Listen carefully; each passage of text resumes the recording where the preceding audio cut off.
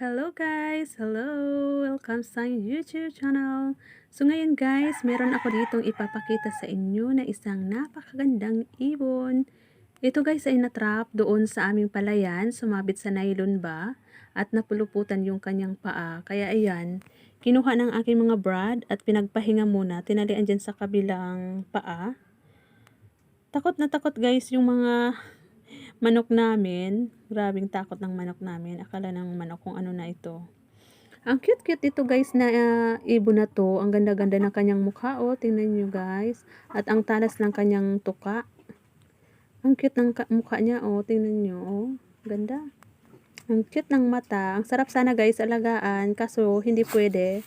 Kasi mapapagalitan tayo ng DENR. Dapat i-turn over ito sa kanila. So ngayon guys, ayan. Mamayang gabi, papakawalan na namin yan guys mamayang gabi. Kaya ayan, kinulong na muna namin sa kulungan ng itik. Para mamayang gabi, itataas na lang namin yan na net na yan. At dilipad na siya para malayo ng malayo.